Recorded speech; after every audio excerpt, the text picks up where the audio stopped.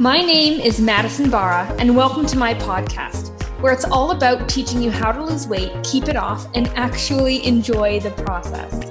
I've lost over 70 pounds, and these are the failures and lessons I've learned along the way. Hope you enjoy and subscribe.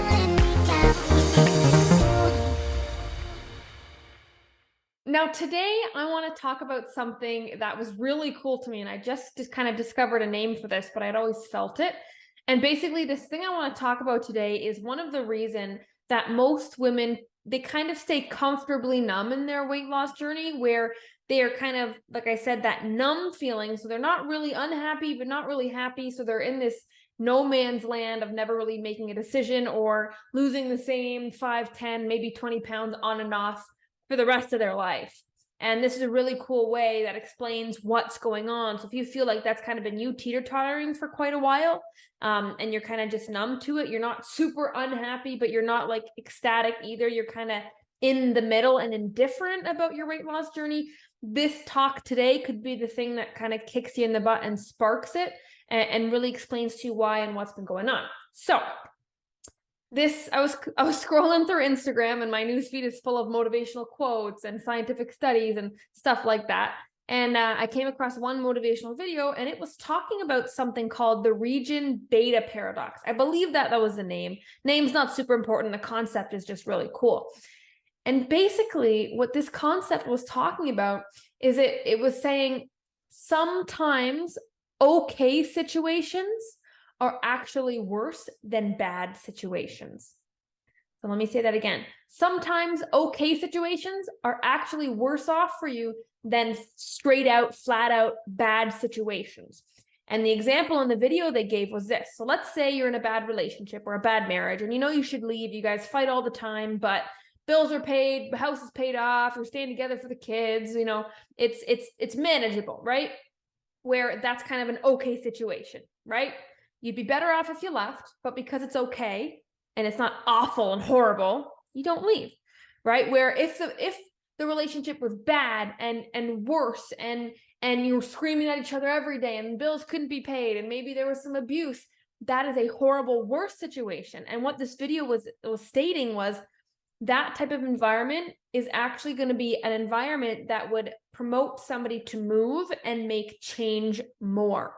So the idea here is if you are in an okay predicament versus a bad predicament, only one of those really gives you the power to actually make a life-changing decision, which I thought was very cool. And maybe you can relate to this. Have you ever been broken up with, or maybe you know somebody who's been broken up with, and then they'll say something like, oh, I wish he cheated on me because that way I could get over him faster. Or I wish he was a bad guy, that way I could get over him faster.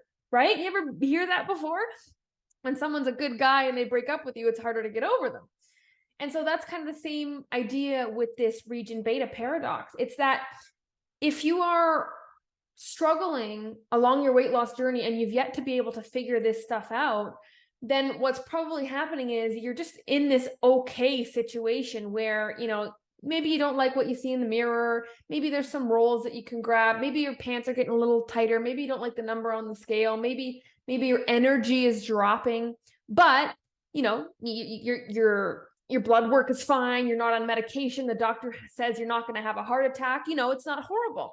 And because of that, we are blind to the fact of how badly we do need to change. And therefore we don't change, or we don't change with as much urgency as would be needed to be successful. And this is really crazy because I bet if you're listening to me, you can relate to this in some way. Because you're just okay, you're not doing much about it. It's not bad enough to have to make a decision, but it's not good enough to not think about it. So it's really uncomfortable because now it's on your mind quite often. You know, if you're anything like I was before I lost my 80 pounds, I was thinking about my weight and my reflection. I'd check my reflection when I walked through or walked past store windows, and I would see, and I would just be, you know, mortified by my reflection. And I was always thinking about it, but it came in spurts. It wasn't all the time because it was only in spurts. And because overall, I was wearing stretchy clothing, so nothing was really super tight and uncomfortable on me. I was more of a homebody, so I didn't really go out and be very social. So I didn't have to dress up and feel uncomfortable dressing up, or see new people and have them judge me for my weight gain that they noticed.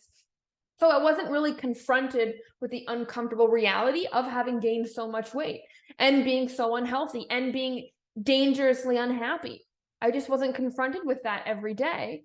And so therefore, I lost weight slower, or I didn't lose weight. And my journey was much, much longer than it needed to be because I was in such an okay situation. So, what we can take away from this is turn your okay situation into a bad situation. Shift your perspective to make it seem worse than you feel that it is. Because let me tell you from personal experience, any excess body fat on you is dangerous. Whether your blood levels are fine, whether the doctor has said you're fine, whether you feel fine, it is still sitting on you and there is something stewing. There's something stewing that is going to come up and hurt you. It's just a matter of when. So it is dangerous. It is a matter of life and death. It is a matter of happiness and living your life for the rest of your life unhappy. Like, it really is that important. And then until we shift that view, a lot of women only stay in that okay comfort zone, and we are comfortably numb to how unhappy, unhealthy, unproductive, inefficient, how giving ourselves to everybody else and not taking any time for ourselves, how detrimental it really has been to the quality of our life. Because I guarantee you, that you are not the best version of you right now. And I am not the best version of me right now. There's always levels, there's always progressions. And so if that is the case, then you are not living the highest quality life that you possibly could be. And therefore, that thought should be enough to kind of get your butt in gear and be your source of motivation when you really, really need it. And if that's not the case, if that's not the thing that sparks a fire under your butt, then you haven't usually given it much thought. And so it's not a fully formed thought or idea or vision, right? Cast a future that doesn't look bright. Really think about where you're going to be if nothing changes. Make your situation worse instead of just okay. Then you don't become comfortably numb, you become uncomfortable. And when we are uncomfortable, we move, right? When you put your hand on a hot stove, it moves. You need to make your life and simulate that hot stove environment. So we want to move. That's what we're missing a lot of the time. We're wondering why we can't be consistent, why we can't stay motivated, why we always start and stop things and fall off when things get tough. It is because we don't continue to simulate that hot stove environment, that uncomfortable reality of the present. We are forgetting about it. We are really good at distracting ourselves from it, right? Because why? Because if we actually sat down and thought about how uncomfortable and unhappy and damaging what we are doing to ourselves is, we'd probably break down. I've had that happen quite a few times in my past. I'd distract myself. I'd stay busy. I'd take care of somebody else. I'd take on a new responsibility. I'd work extra hours, X, Y, and Z.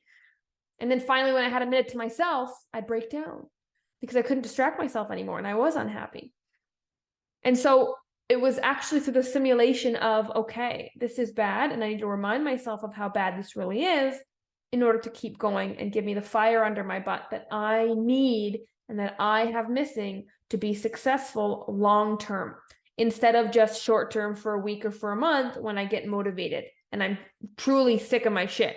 You need to remind yourself of how sick of your own shit you are sometimes, right? Because when you sit in shit too long, it doesn't smell anymore. And I know a lot of women listening right now can resonate with that. When you sit in shit for too long, you can't smell the shit anymore. You don't even know that you are in it. Absolutely crazy. And another example of this, I was actually, in Facebook when they have the memories and they remind you of what you did on this day years ago. So a memory came up from 6 years ago, and I was at the time making videos with my husband for his old YouTube channel. He had a little gym business going on called Bara Strength, and we were making videos for the YouTube channel just to grow. We were having fun. We'd get all the friends over, and so the memory was an old video we recorded, and it was the bloopers of one of the videos. So it was funny. There's lots of laughs happening in the video. But the reason I bring this up was because when I watched myself in that video 6 years ago, and I watched myself now looking at who I was 6 years ago, I looked huge. I looked enormous. I just watched this video today and I could not believe how big I looked, because I remember filming that video 6 years ago and thinking I actually looked great. I was like, oh, I'm actually confident today. I had my hair done. I wore an outfit that I was comfortable in that didn't, cling to my arms or show my rolls off. And I felt really good. And now looking back on it, I'm like, holy smokes, I was really big. And at the time, it just didn't register that I was that big, that I was that far gone. I don't know if it was because I didn't look at myself very often. I didn't stare at myself and analyze myself. I don't know if it was because I chose more flowy options, so I never really felt how big I was getting. It was just crazy for me to look back and see. And what's interesting is that now that I have lost over 80 pounds, and anytime my weight fluctuates a little bit, so let's say I put on 5 pounds over the holiday, or I have an injury and I can't run anymore, and then I put on a couple pounds while I'm healing, right? Or my clients, when they get pregnant, they put on that 20, 30 pounds, and then they got to drop the baby weight again. When we reach a new low with our weight, and then we go even 1 to 2 pounds above that new low we hit, because of course we fluctuate on the scale. When that happens, I feel just like I did 80 pounds ago. How crazy is that? Even though I'm nowhere near it, when I am even slightly above my lowest low, which I knew I hit, I just instantly feel like the same person. Because, and it's not a bad thing here. I'm not saying this is a bad thing. It's actually a good thing, because what it is showing me is how much potential and what I am capable of, what I'm really capable of. I made it all the way to this.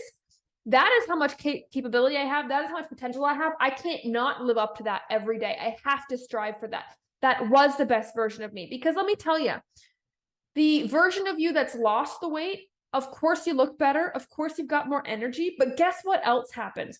You are a new person. You have to be. To achieve that body, you have to be. You're more patient. You're more calm. You are less reactive. You make better, healthy decisions. You're not as impulsive. X, Y, and Z. There's so many character traits that change on the road to that lowest weight version of you. And when I eat, like I said, even when I fluctuate a couple pounds above that low, I feel like the old me again. And it's not because I'm, stuck and afraid of being that fat girl again. That's not why. It's because anything above that, I'm hyper aware of my body now. I can feel where I put on the weight. I can feel where I'm inflamed and where I'm bloated. And it's crazy because I'm so hyper aware. And what's so cool is the contrast to how I view it now versus how I was in that video 6 years ago. I was completely oblivious to how big I was. In fact, there were people in my life that just kept calling me big boned, or I'm an Amazonian, or I carry my weight well. And looking back at it, I did not, but I believed what they said. They didn't think I told them my weight and they were like, oh no, you can't weigh that much. So I was kind of convinced that I wasn't that big. But now, knowing my true potential, I now can see clearly, finally, how big I really was, and how anything less than my lowest weight is unacceptable to me now. I'm hyper aware of it in the best of ways, not in an obsessive way. I'm always thinking about it and I'm freaking out when I fluctuate. No. It is, I am set free. I can see my body for what it is. I have learned my body. I understand the fluctuations and I strive for, I've actually seen what I'm capable of. Like, I've actually slowly revealed potential and I can see it. And once you touch it, you're addicted. You now know that feeling, right? And I want to bring up a saying, and the saying was used a lot when my mother was a teenager. I believe that she heard this a lot. And that saying was, nothing tastes as good as skinny feels. Have you heard that one before? Everybody says it. Nothing tastes as good as skinny feels. Now, this has a very negative connotation to it. A lot of people don't like this saying now. They say, it spreads a bad message, and I can totally see where they're coming from. But I have to tell you, having been morbidly obese and now being the fit and healthiest I have ever been, I can tell you with confidence, without a doubt, that nothing tastes as good as skinny feels. And skinny, I don't mean skin and bones, all obsessed about your appearance, do whatever you got to get as low as possible. That's not what I mean. I was tested. I was challenged. I surmounted obstacles. I never gave up. I reached rock bottom. I hit lows I didn't know. I had to rediscover myself. I had to work to sustain patterns and habits. What it took to get skinny, quote unquote, has made me unbelievably proud in myself. And I see it in all my clients, this newfound self-confidence. And it not just because they love the reflection in the mirror, it is because they feel like such badasses. Like, I just accomplished something that nobody can, that nobody ever does. Very few people ever reach their potential, especially when it comes to their body weight, right? We're stuck on this cycle for so long. And so nothing tastes as good as skinny feels. And I mean that in the purest of ways, because when I got to my lowest weight, I felt unstoppable. I felt powerful. I felt lucky. I felt like literally the world was my oyster and everybody could bend to me. Like, that's how amazing being fit and healthy affects you. It is addictive. It's in the most beautiful way. And that's why I would urge you to get your mind around that okay situation to that bad situation, have that bad perspective, not like, woe is me, my life sucks, this all sucks. No, but like, realize the reality of how detrimental your situation is, so you can shift that okay to bad. So now we're moved. Now we want to take action. Now we have that fire and that deep, deep reason why, and the future, the bad future we're trying to run away from. Now that we have that, we can then take that and then fast track our results, right? Because we do need to get and lose weight as quickly as safely possible, right? It can't be the slow process. Everybody says it's okay. I'm okay if I lose half a pound a week. I'm okay if I lose a couple ounces a week. We say that until it happens, and then we give up because it's not good enough for us to stay motivated, right? So if we've now shifted our perspective and we believe we're in a worse situation than we are, now we're going to be moved and active for change. And then on top of that, we speed up our journey so that it does become closer and our goals do actually seem possible for reaching, because after a while, if we haven't reached them, they start to become impossible in our minds, right? I remember I was there. I thought I'd never lose my weight at one point, and I kind of just gave up for a little while. But once you get there and then you start seeing the results, and once you can get to that skinny feeling, quote unquote, when you feel it, even just a glimpse of it, oh my God, you never want to let it go. And that is the thing that helps you stay on track. It is knowing how good you feel, like actually getting over to the other side of the bridge, other side of the wall, end of the rainbow, actually reaching there and getting a taste of how amazing that life looks and feels, and that version of you, how amazing she's like a superhero. She's like Superwoman. Getting a glimpse, even a fraction of what that could be, is enough to make you keep going. You need to just see that glimpse, I promise you, and it is enough to keep going, right? If you look all around Rome and through Greece, there's these famous marble statues of athletes' bodies, right? Of their abs and their arms. They're everywhere, right? And it's not just because we're vain, and it's not because we're superficial as a society. It's because intrinsically, deep down as humans, biologically, we respect on such a deep level somebody with a good physique. We respect it because it means so much. For that person to achieve that level of physique, they had to go through things we never imagined. They have discipline we've never imagined. And that's why we respect it. And that's why there's statues. It's such an amazing feat. Such an amazing feat. And I can't tell you how many calls I've been on with potential Fit Queen clients who just tell me, I don't think I'm that bad, but I'd like to lose a few pounds. And I can tell you that they never want to join. They don't make the commitment. And then they go and gain weight, and then they come back even worse off. Why? Because you have to be rock bottom or pretty close, or at least shift your perspective to view something like that in order to actually want to make a serious change. Because if you actually want to lose weight and you're going to try again, it can't just be another old willy-nilly try. You have to give it 110%. You have to go all in. You can't just say, I'm going to give this a shot. You have to rearrange your life so health is at the center of it. That is the only way that you can keep it up if health becomes important and a part of your life. It's very hard to stay healthy when it is not integrated into your everyday life. Then it becomes a chore, and then it becomes the first thing that goes and the first thing that we drop when life gets busy, because other things in life have become more important or been prioritized, right? That's why it's so hard for us to put ourselves first sometimes, because we're so good at putting everybody else first.